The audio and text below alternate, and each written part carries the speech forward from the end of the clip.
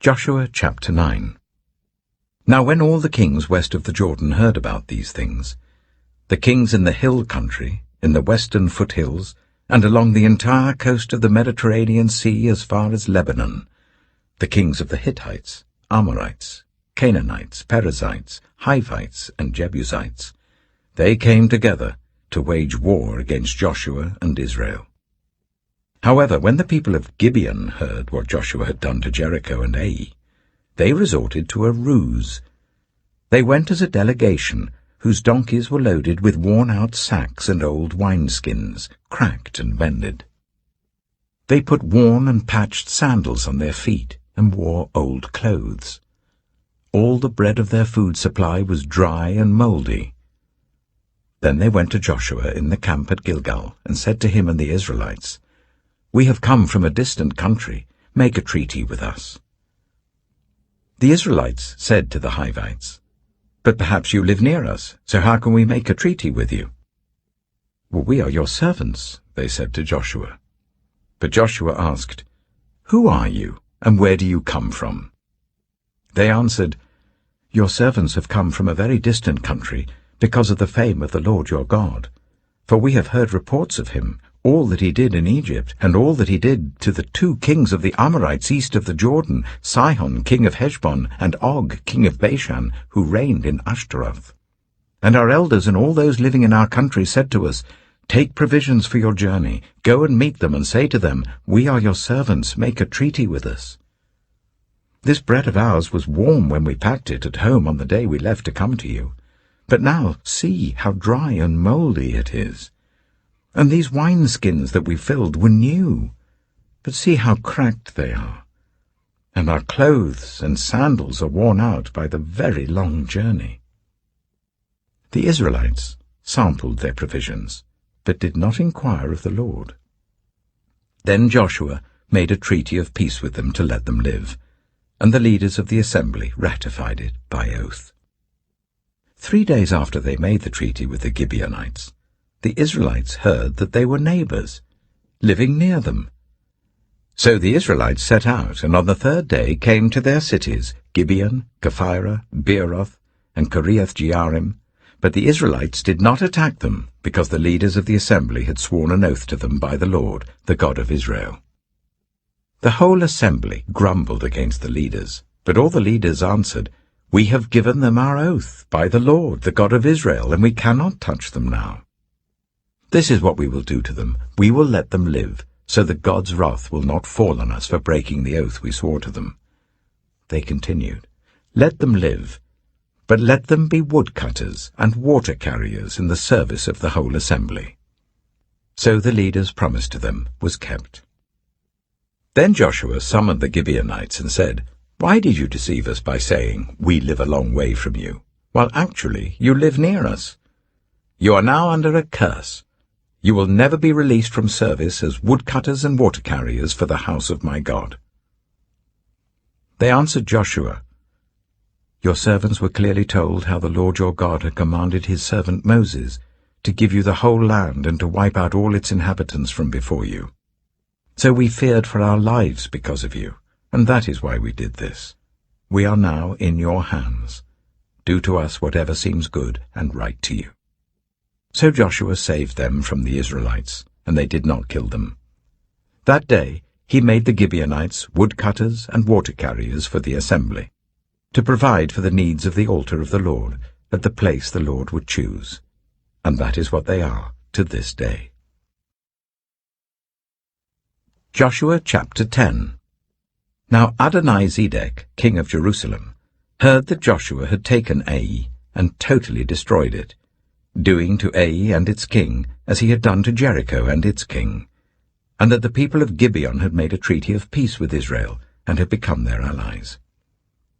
He and his people were very much alarmed at this, because Gibeon was an important city, like one of the royal cities. It was larger than Ai, and all its men were good fighters.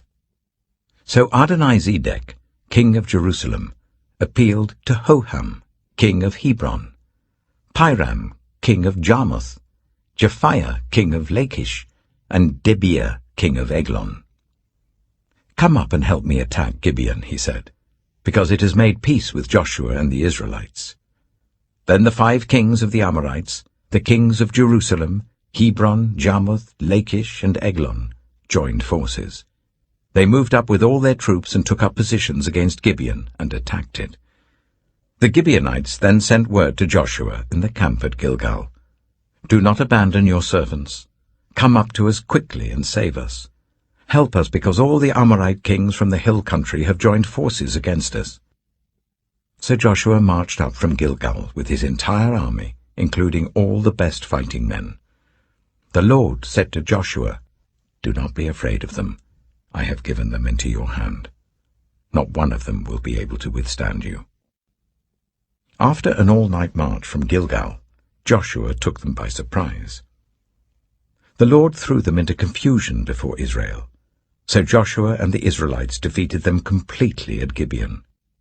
Israel pursued them all along the road going up to Beth-horon, and cut them down all the way to Azekah and Makkedah.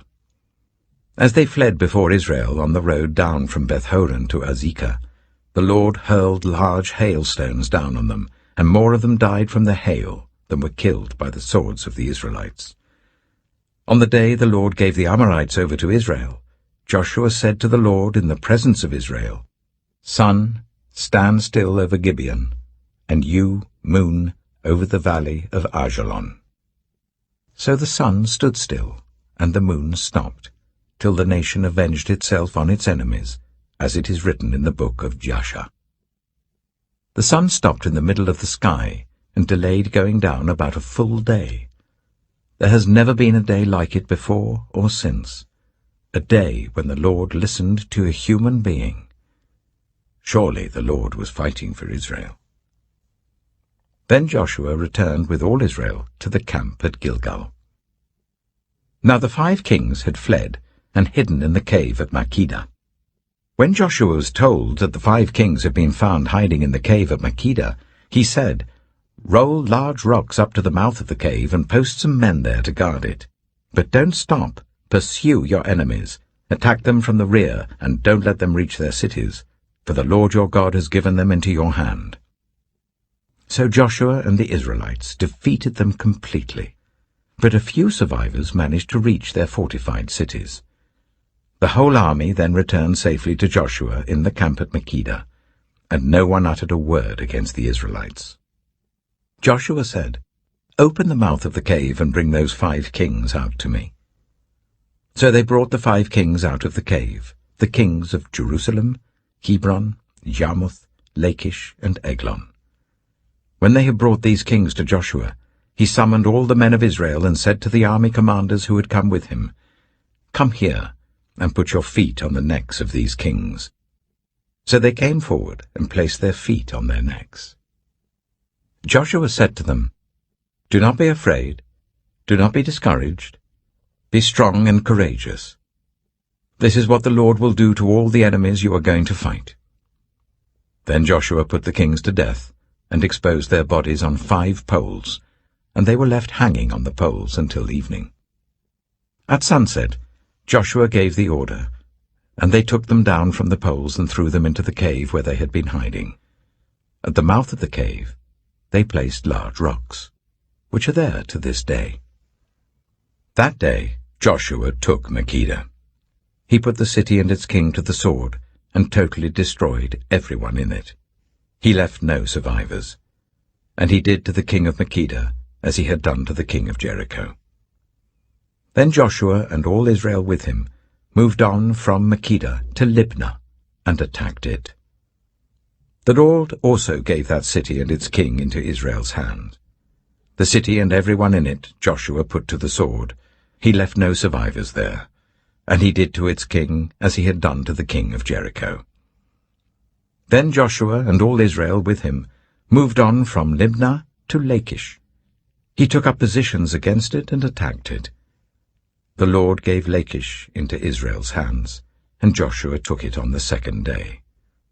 The city and everyone in it he put to the sword, just as he had done to Libnah. Meanwhile, Horam, king of Gezer, had come up to help Lachish, but Joshua defeated him and his army, until no survivors were left. Then Joshua and all Israel with him moved on from Lachish to Eglon. They took up positions against it and attacked it. They captured it that same day and put it to the sword and totally destroyed everyone in it, just as they had done to Lachish. Then Joshua and all Israel with him went up from Eglon to Hebron and attacked it. They took the city and put it to the sword together with its king, its villages, and everyone in it. They left no survivors. Just as at Eglon, they totally destroyed it and everyone in it. Then Joshua and all Israel with him turned round and attacked Debir. They took the city, its king, and its villages, and put them to the sword. Everyone in it they totally destroyed. They left no survivors.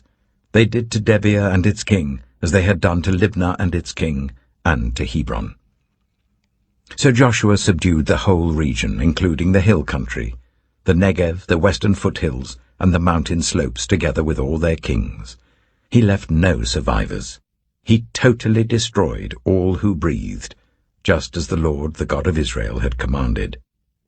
Joshua subdued them from Kadesh Barnea to Gaza, and from the whole region of Goshen to Gibeon. All these kings and their lands Joshua conquered in one campaign, because the Lord, the God of Israel, fought for Israel. Then Joshua returned with all Israel to the camp at Gilgal. Joshua chapter 11. When Jabin, king of Hazor, heard of this, he sent word to Jobab, king of Madon, to the kings of Shimron and Akshaph, and to the northern kings who were in the mountains, in the Arabah south of Kinnereth, in the western foothills, and in Naphoth Dor on the west, to the Canaanites in the east and west, to the Amorites, Hittites, Perizzites, and Jebusites in the hill country, and to the Hivites below Hermon in the region of Mizpah. They came out with all their troops, and a large number of horses and chariots, a huge army, as numerous as the sand on the seashore. All these kings joined forces and made camp together at the waters of Merom to fight against Israel. The Lord said to Joshua, "Do not be afraid of them, because by this time tomorrow I will hand all of them, slain, over to Israel. You are to hamstring their horses and burn their chariots." So Joshua and his whole army came against them suddenly at the waters of Merom and attacked them, and the Lord gave them into the hand of Israel. They defeated them and pursued them all the way to Greater Sidon, to Misrephoth Maim, and to the valley of Mizpah on the east, until no survivors were left. Joshua did to them as the Lord had directed. He hamstrung their horses and burned their chariots. At that time Joshua turned back and captured Hazor and put its king to the sword. Hazor had been the head of all these kingdoms. Everyone in it they put to the sword. They totally destroyed them, not sparing anyone that breathed, and he burned Hazor itself. Joshua took all these royal cities and their kings and put them to the sword. He totally destroyed them, as Moses, the servant of the Lord, had commanded. Yet Israel did not burn any of the cities built on their mounds, except Hazor, which Joshua burned. The Israelites carried off for themselves all the plunder and livestock of these cities, but all the people they put to the sword, until they completely destroyed them, not sparing anyone that breathed. As the Lord commanded his servant Moses, so Moses commanded Joshua, and Joshua did it. He left nothing undone of all that the Lord commanded Moses. So Joshua took this entire land, the hill country, all the Negev, the whole region of Goshen, the western foothills, the Arabah, and the mountains of Israel with their foothills, from Mount Halak, which rises towards Seir, to Baal-Gad in the valley of Lebanon below Mount Hermon. He captured all their kings and put them to death. Joshua waged war against all these kings for a long time. Except for the Hivites living in Gibeon, not one city made a treaty of peace with the Israelites, who took them all in battle. For it was the Lord himself who hardened their hearts to wage war against Israel, so that he might destroy them totally, exterminating them without mercy, as the Lord had commanded Moses. At that time Joshua went and destroyed the Anakites from the hill country, from Hebron, Debir, and Anab, from all the hill country of Judah, and from all the hill country of Israel. Joshua totally destroyed them and their towns. No Anakites were left in Israelite territory. Only in Gaza, Gath, and Ashdod did any survive. So Joshua took the entire land, just as the Lord had directed Moses, and he gave it as an inheritance to Israel, according to their tribal divisions. Then the land had rest from war.